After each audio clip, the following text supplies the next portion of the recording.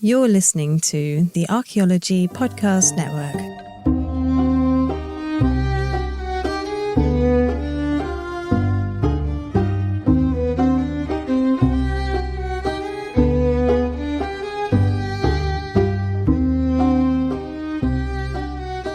Welcome to Digging Up Ancient Aliens. This is the podcast where we examine strange claims about alternative history and ancient aliens in popular media. Do their claims hold water to an archaeologist, or are there better explanations out there? We are now on episode 65. I am Frederick, your guide into the world of pseudo-archaeology, and this episode will be a little bit different than normal. First, it was recorded in Rome, Italy. So if you wonder why there's any difference in the audio, it might be just that. Secondly, there will not be that many aliens showing up in this episode, but don't worry, it will be a fun one, I promise. We will finally find Europe's only ancient pyramid.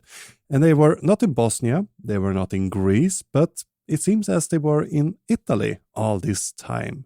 And then we will bust some Colosseum myth and talk a little bit about Rome's obsession with moving obelisks. As always, I want to thank the patrons and members of the show. Your support is amazing, and there's more bonus episodes that are scheduled to release shortly. And if you want to help and finance the show, wait to the end of all of this and I will tell you exactly where to go to do just this. And remember, as usual, you find sources, resources, and reading suggestions on our website, diggingupancientaliens.com. So, with those preparations out of the way, let's dig into the episode. Fellow archaeology lovers, science nerd and history enthusiast, have you ever dreamt of showcasing your passion for our history and science? Dig no further. Welcome to the official merchandise store for your favorite podcast, Digging Up Ancient Aliens.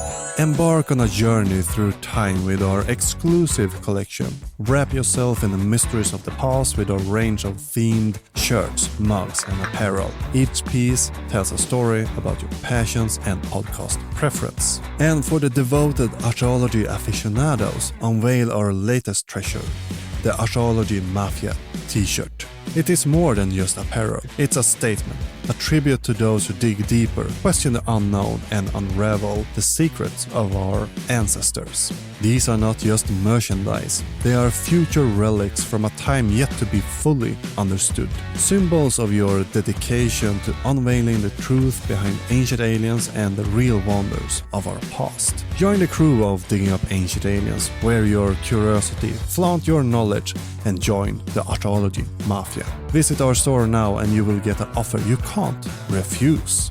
Let's keep the spirit of exploration alive. Log on to diggingupancientaliens.com/store and grab your piece of history. Remember, the past is always present.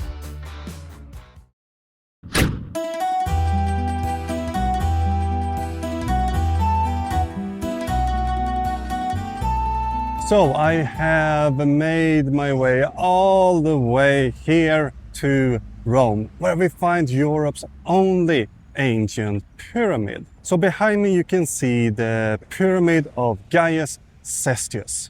As you might suspect, he is quite an important character within the ancient Roman society. He was a praetor, a tribune of the plebs. He was also an important member in one of Rome's religious corporations. He served for some time as a septemvir for the Apollones, the religious corporation, or one of four religious corporations operating in ancient Rome. The pyramid was not built by Cestius himself, but it was built upon his order.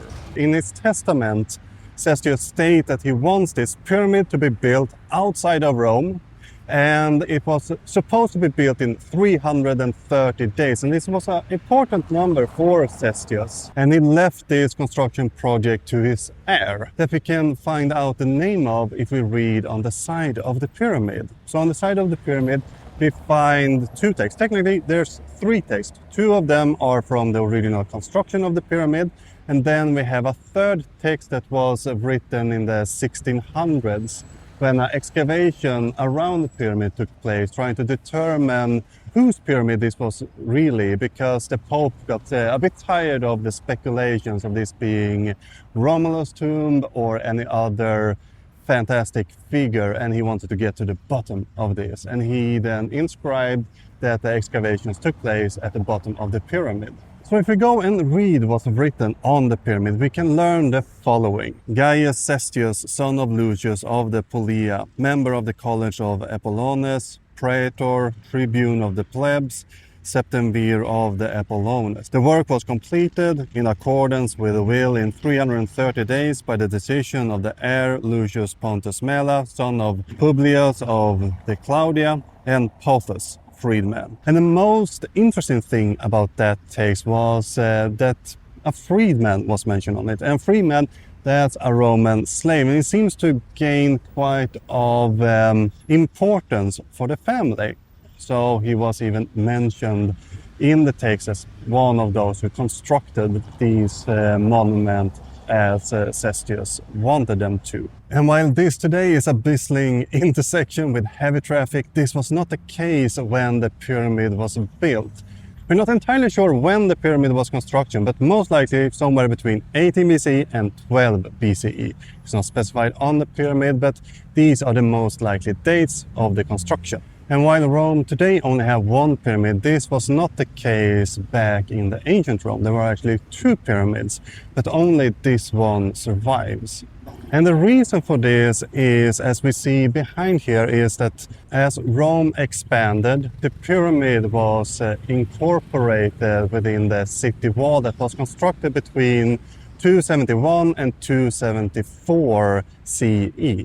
Due to Roman burial practices, dead was not allowed to be buried inside the city limits, but this was something that needed to change as Rome grew bigger and bigger. And when this city wall was constructed later on, it was just incorporated within the city wall, and that way it was preserved for future generations to come and look at. And if we look at the pyramid, we're noticing that while it's a pyramid, it looks a bit different from those we are used to in ancient Egypt.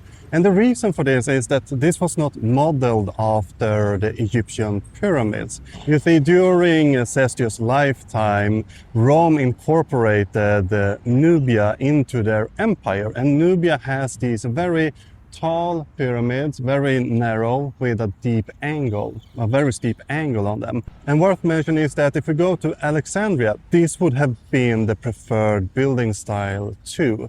The Greeks living and ruling from Alexandria preferred the Nubian pyramid style over the traditional construction style of the pyramids. And if we look even closer at the stones and construction method used in this pyramid, we're noticing there's more difference between this pyramid and the Egyptian pyramids and even the Nubian pyramids. We see that they use several smaller blocks as sort of a decoration on the side of the pyramid. They also use a different material, of course. We see that some blocks are chiseled with an angle. We see smaller blocks put in place with the bigger ones. And this was more for decoration than to prove anything else. And I can't show you this today, but you can actually go inside the pyramid. It does require a bit of planning though, and make sure that you actually can count the days. The inside of the pyramids are open the second and fourth Saturday each month. So if you want to go inside, these are the dates you should visit Rome. But if we go inside, we see frescoes and quite modest burial chamber. We don't see the corbelled roof that we can spot in some pyramids in this pyramid, but it can be due to the, well, smaller size of this burial. But there we have it, Europe's only ancient pyramid. Are you tired of wandering around historical sites, wondering if those signs really tell the full story? Well, say goodbye to those frustrating moments with Histourian. Histourian is your guide through history, right at your fingertips.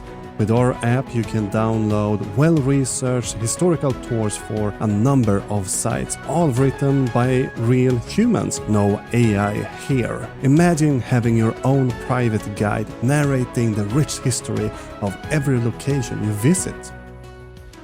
Whether you're discovering new places or learning new things about your favorite sites, Histourian elevates your experience with convenient and engaging narration. It also works as an audiobook, meaning you can explore new sites from the comfort of your couch. So don't settle for a lackluster experience. Download Histourian today and start your journey through history. Histourian, a guide through history at your fingertips. Available now on App Store and Google Play.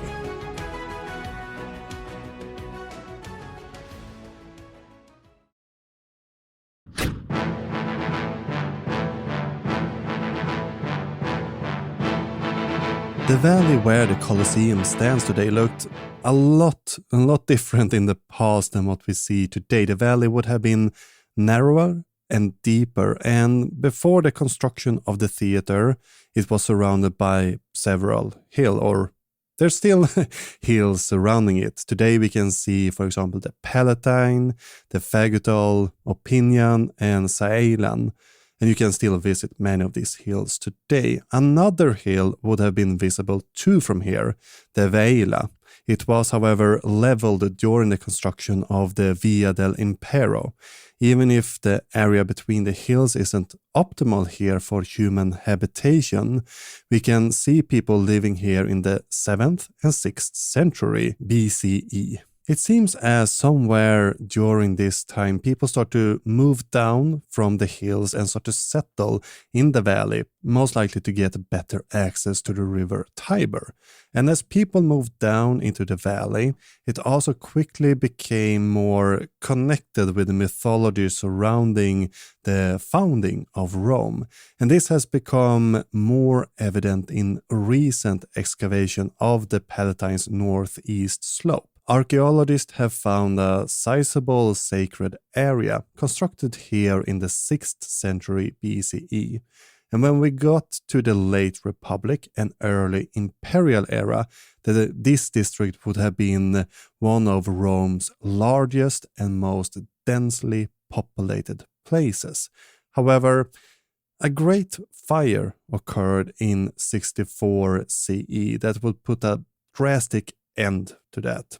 This fire demolished this district and nearly half of Rome rose in flames. Today we're not entirely sure what caused the fire. I can stress though that there isn't any need for a massive conspiracy here. Remember that the favelas were mostly built out of wood and more or less constructed on top of each other, these high wooden buildings. And in addition to that, open flames was basically a necessity both for cooking and lighting. Everything was oil lamp at this point in history. Yet many fingers have later in history pointed towards Nero as the cause for the fire. And today I don't think that there are too many historians that believe that Nero was the one who planned these fires. If there are, I've not been able to find them at least, but let's put it like this. Nero had very little to gain and a lot to lose by staging these fires. While the emperor was often described as unstable, he wasn't really stupid. His enemies would have gained much ammunition for their propaganda if there were any credible eyewitness to all of this. And even without their accusations, this idea that Nero planned the fire still survived to our day. So, I mean, how would it have been if he really were the one behind it? And Nero also lost a lot of his precious art collection in the fire. And, I mean, he would lose, risking his popularity among the plebs. He were maybe not as popular among the Roman upper classes, the senators, but he had a decent support among the lower classes in Rome. And in the end, he ended up using a vast amount of his own wealth to rebuild the city later. And it seems as the real cause for the fire wasn't really known among the Romans either. Tacitus, that would have been a contemporary with the fires, gives us several different versions of the causes. In his work, The Annals, in book 15, verse 33 to 47, Tacitus covered the Great Fire of Rome and claims, quote, "A disaster followed. Whether accidental or treacherously contrived by the emperor is uncertain, as authors have given both accounts, worse, however, and more dreadful than any which have ever happened to this city by the violence of fire." Tacitus then goes on to talk about the events, and while mentioning that Nero was not in town for the event, there were rumors that, quote, "At the time when the city was in flames, the emperor appeared on a private stage and sang of the destruction of Troy." So Tacitus seems to try to be a little bit neutral, presenting different versions of the events and the causes behind it. Other authors are a bit more direct in their blame. In 121 CE, Suetonius wrote in his book Life of the 12 Caesars that Nero started a fire because the city was too ugly for his taste. He wanted to reshape the city in his own image. We again find this singing part. Viewing the conflagration from the tower of Maecenas, and exalting, as he said, in the beauty of the flames, he sang the whole of the sack of Illyricum in his regular stage costume. Cassius Dio claims in his Roman History, book 62, verses 16 to 18, written around 221 CE, that Nero sent out men on the town to burn it down. The emperor is then to have, quote, "put on the professional cithara player's garb and sang the sack of Troy," so he asserted, although to common mind it seems to be the sack of Rome. From this passage we get the saying that Nero fiddled while Rome burned, stemming from a mistranslation or maybe an attempt to make the instrument more relatable. You see, the cithara were a sort of primitive lute or guitar. So to make it more relatable, in a 17th century play called The Tragedy of Nero, this was replaced by a fiddle. While Cassius Dio never explicitly claimed that Nero played an instrument, most poetry recitals during this time were accompanied by an instrument. While only the garb is mentioned, it's very plausible that Cassius also meant it to be an instrument included in this costume. So while Nero most likely was innocent of setting the fire, he actually seems to have blamed it on the tiny Jewish cult called the Christian, leading to a minor local persecution of them. 4 years after the fire, Nero died. That was in 68 CE. And shortly after, this former emperor was posthumous sentenced to damnatio memoriae. And this means that all of his monuments were to be destroyed, even the large palace that he started to build where, Colosseum now stands. And the following emperor, Vespasian from the Flavian family, saw the need for a permanent amphitheater. And with the area of Nero's Domus Aurea open up, he used this to his political advantage. He gifted the land back to the public as a place for entertainment. Just imagine how this must have affected Vespasian's approval rating among the Roman population. Now, the construction of this enormous arena would take about 10 years. Unfortunately, Vespasian would not be the one benefiting from the arena, but his son Titus would inaugurate it in 80 CE. So the construction of the Colosseum would take about 10 years, and this quick construction was thanks to partly the reuse of the material from Nero's construction in this area. So by reusing the materials from Nero's construction, his buildings and legacies in a way preserved in the Colosseum. And today you might hear this building being referred to as the Flavian Amphitheater, but there's no real evidence this was used in Roman times, this name. No, while it's easy to think that the name Colosseum refers to the giant theater itself, it's actually in reference to a large bronze statue outside. The statue depicted the god Sol, or Helios, the Roman sun god.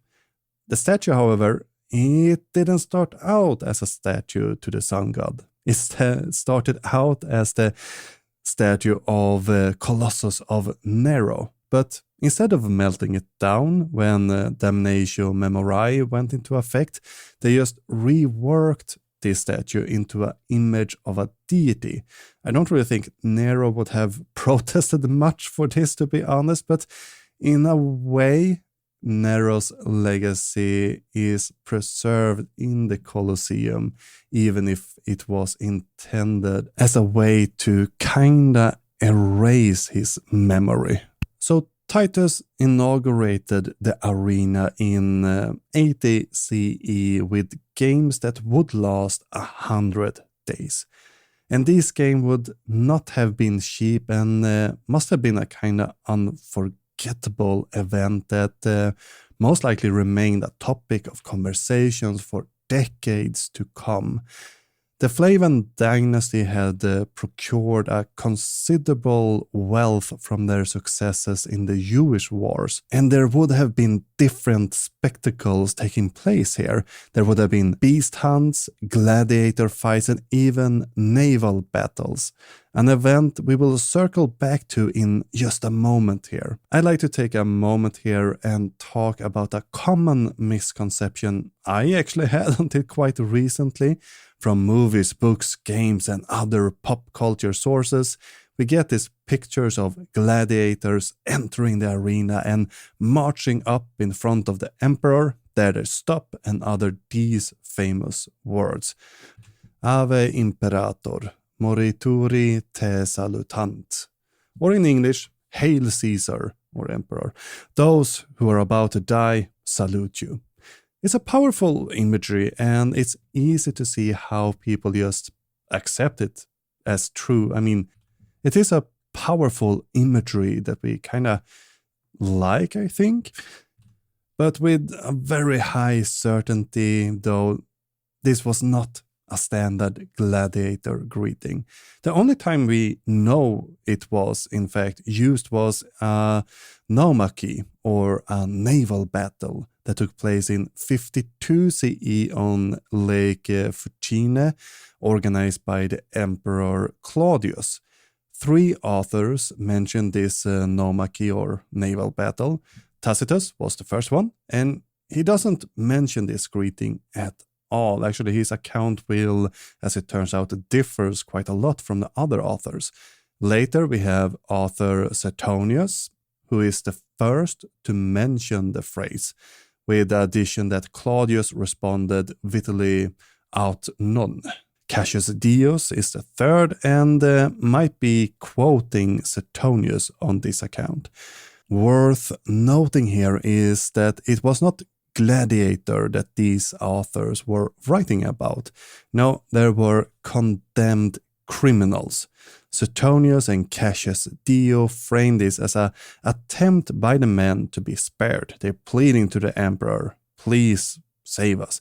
And when these pleas for mercy are ignored, these 2 authors claims that the fighters either refuse or kinda pretend battled. You know, they fought in a way that they wouldn't hurt their opponents, or if they hurt them, it wouldn't be, very serious wounds.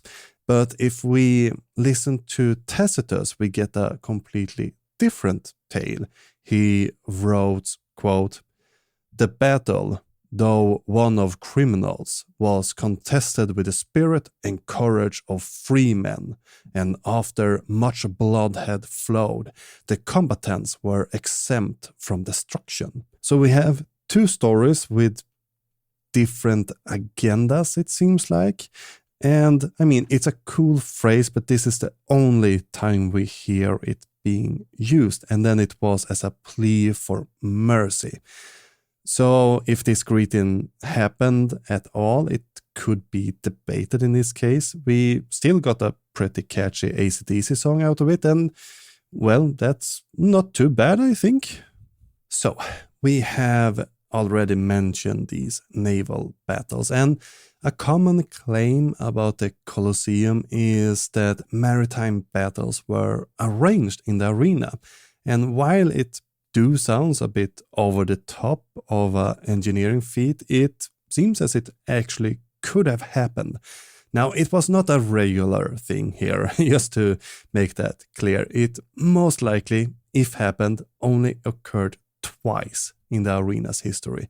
One time during the inauguration of the arena, so Titus did in 80 CE arrange a naval battle in Colosseum, and the second time seems to have occurred in 85 CE, that time arranged by Titus' brother Domitian.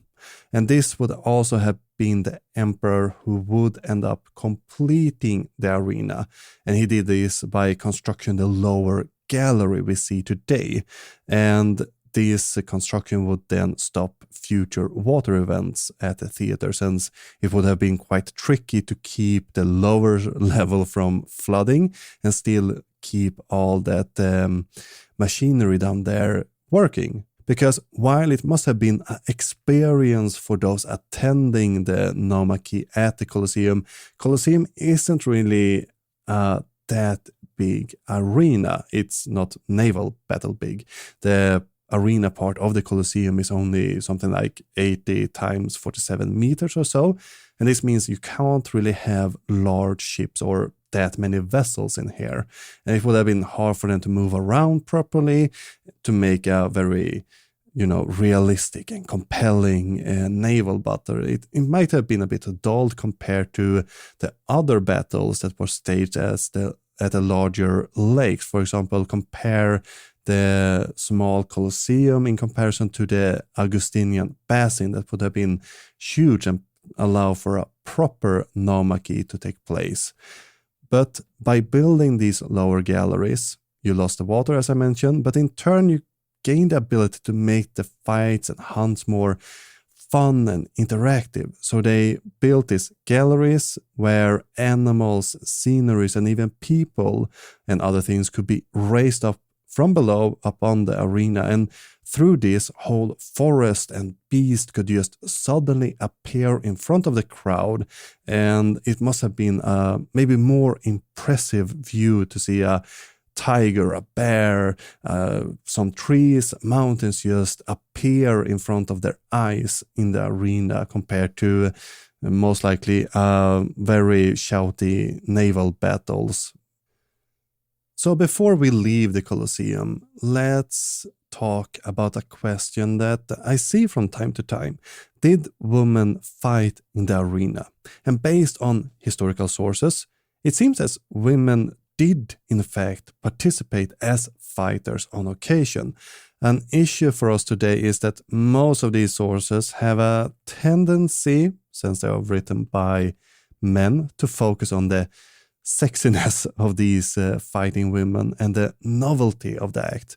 Now, Kathleen Coleman has done some amazing work trying to shed light on these female combatants. From Coleman and other people's work, we can see that there was a profession of trained female gladiators.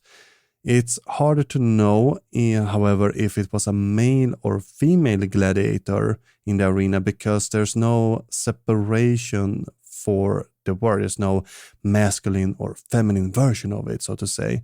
There isn't a Gladiatrix entering the scene or something like that. The closest word we have describing women in relation to gladiatorial settings are one word, and a very uncommon one, Lydia. This word, however, seemed to be only used for female slaves that are connected to the gladiator school, in the sense that they were lovers or girlfriends of a gladiator. And it seems to not have been used when discussing a woman fighting as a gladiator in the arena, though. There are a few different sources for women in the arena. One part is actual laws that forbade daughters, granddaughters, and great-granddaughters and their wives to senator and equestrians from participating in the games. And you often don't need a law if something never happens. I'm just going to pause the episode here and thank you, my dear listener, for tuning in. It's great having you here exploring the world of pseudoscience with me. If you want to support the cause of educating people and combating pseudoscience, I'd like if you become a Patreon or a paid subscriber of the show. For as little as $2.50 per episode, which is less than what the Loch Ness Monster asked for, you will help me continue producing high-quality content and gain access to a treasure trove of exclusive bonus material. Imagine the benefits of becoming a paid subscriber, where you gain VIP access to our exclusive pseudoscientific book club. You will have the opportunity to hear me read and discuss the works of our favorite on-screen experts for you. To sign up and become a paid subscriber, simply head over to diggingupancientaliens.com/support. You will find all the information you need to join our community there. Your backing of the program would empower me to create more content that assists people while keeping the show as accessible as possible. So let's combat misinformation and pseudoscience together. Just head over to diggingupancientaliens.com/support to sign up. Together, we will uncover the truth one episode at a time. We also have, again, Tacitus lamenting that during Nero's game in 63 CE, quote, prominent matrons and senator disgraced themselves by appearing in the amphitheater. And Cassius Dios mentioned that female and male venatores, that's a name for those participating in the beast hunts, or the hunters in that sense. Anyway, Cassius Dios mentioning that during Titus' opening games, both male and female hunters or venatores participated. Domitian is supposed to have enjoyed seeing women fighting people with dwarfism in the arena. Statius also described professional women gladiator in his work Sylvae. Marcus Valerius Martalis mentioned female gladiators and venatores in his poems. So while it might have been to some extent a novelty act, women definitely engaged and took an active role as combatants and hunters in the public games in ancient Rome.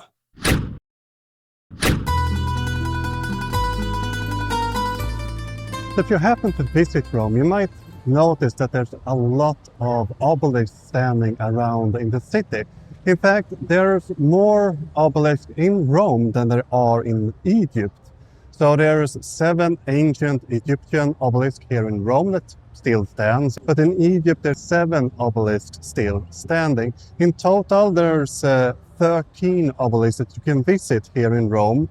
But as I mentioned, 8 of them are from ancient Egypt. The rest of them are later replication by the Romans, who wanted more obelisks and didn't want to go to Egypt to fetch more of them. In total, it seems as from the historical sources that we have preserved to our days, they shipped between 40 and 50 obelisks from ancient Egypt here to Rome. So the first obelisk moved by the Romans is the one that we see behind us here at the Flaminian Square, and the obelisk is called the Flaminian Obelisk. And the obelisk was moved here to Rome on the order of Emperor Augustus, formerly known as Octavian. And this large stone obelisk out of Egyptian granite is weighing 263 tons. So this was not something they would be able to move quite quickly. They actually had to do a couple of trial runs. And these trials started in 13 BCE. Augustus then ordered 2 obelisks to be moved from Heliopolis to Alexandria. And this took a little bit, but they figured out how to do this well. They then move on in 10 BCE to move 2 obelisks from Heliopolis, one of which, the one that we see behind us here, and the other obelisk is today found at the square on Monte Sitorio. And Augustus ordered this movement of these 2 obelisks a bit to celebrate his victory over Cleopatra and Mark Antony. But there's more reason behind this move that we will get to in just a moment. And they managed to move these large stone pillars across the Mediterranean by using similar technology as the ancient Egyptians. So it seems, as according to the sources we have, that the Romans used a similar technology inspired by the ancient Egyptians' way to move the obelisk through the Nile. So they designed the ships in a similar manner as the ancient Egyptian stone-moving barges. But why did the Romans move so many of these Egyptian obelisks to Rome? Well, to answer this question, we need to go to a different location to figure this one. Well, to answer this question, we need to head over to another location. Come with! So it was here at Circus Maximus where Emperor Augustus placed one of the Egyptian obelisks that he brought back from Egypt. So the obelisk would have stood in the center of the spina in here. And that's also a reason why Rome brought in so many in the end, because later in Roman history, when you had these arenas for horse races, you wanted one in each end of the spina, so one over there and one over there. The second Egyptian obelisk that Augustus brought to Rome became part of his giant sundial. And while the Romans were awesome engineers, the moving of these giant obelisks was still viewed as quite an achievement in ancient Rome. So the ships that they used to transport these giant obelisks from Egypt here to Rome was often, when the task was complete, put out on display so the citizens of Rome could go and marvel upon these large vessels used to transport the obelisks. And if we read Pliny the Elder, he covers these just a few years after the first obelisks were moved here to Rome.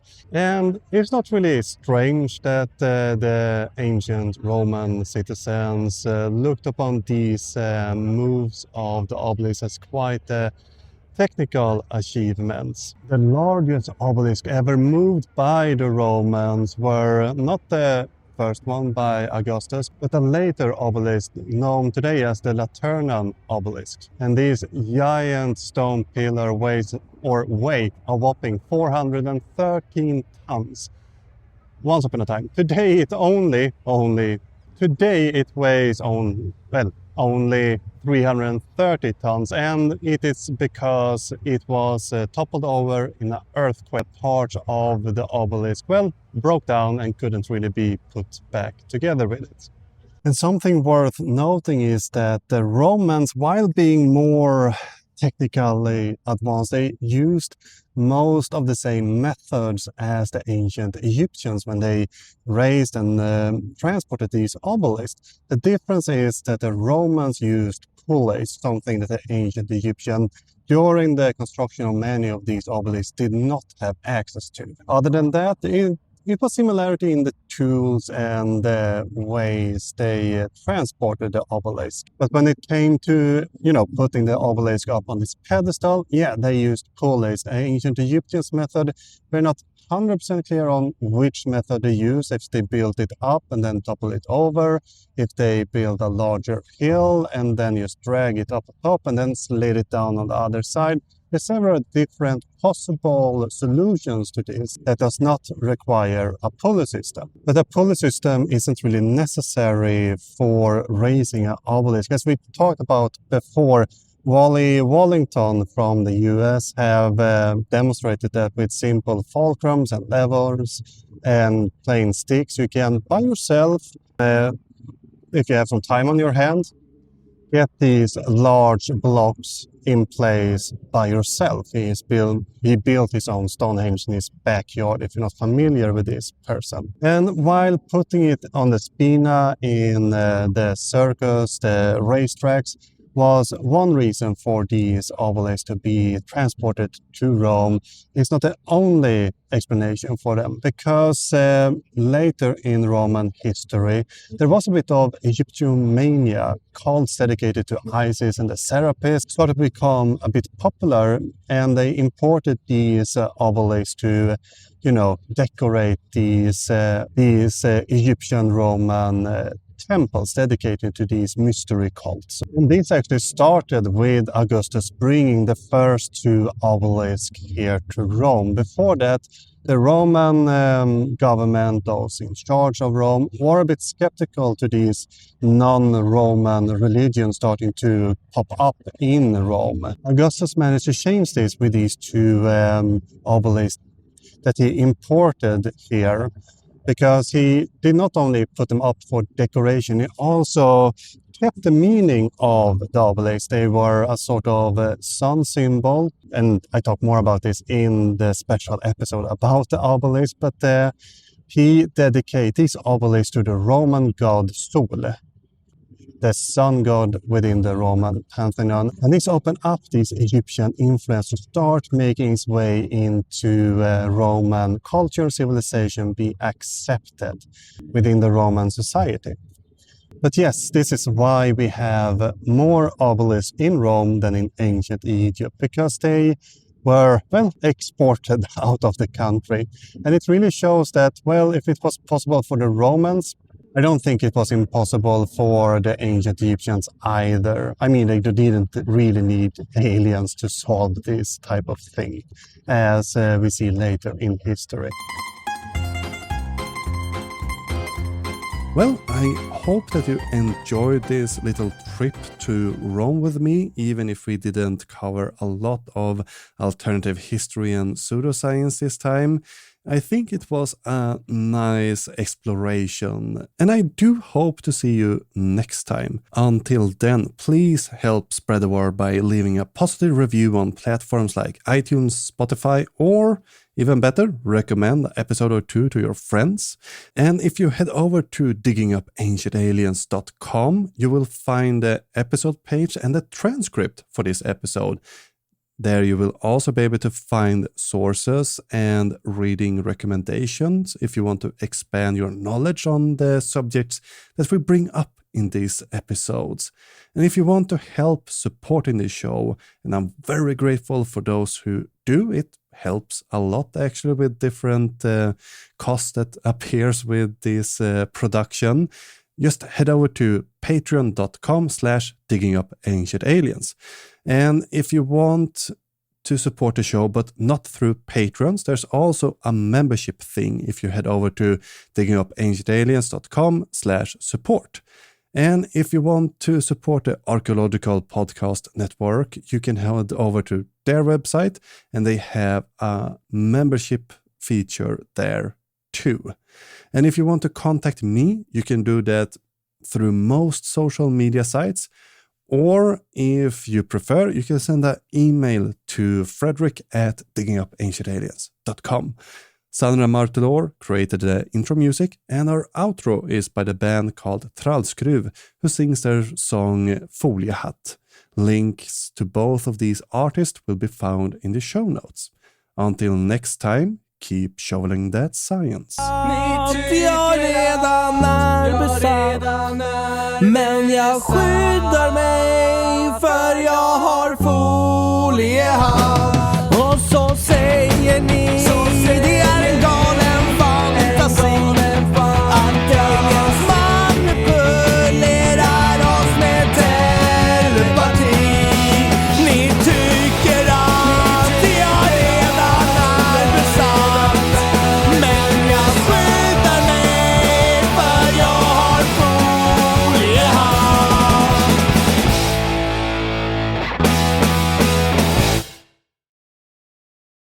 Thank you for tuning in and listening to this episode. Remember that we have a subscription going on. You can become a patron or other subscriber for as little as $2.50 per episode. Go to diggingupancientaliens.com/support. That is, go to diggingupancientaliens.com/support to read more information and sign up right there.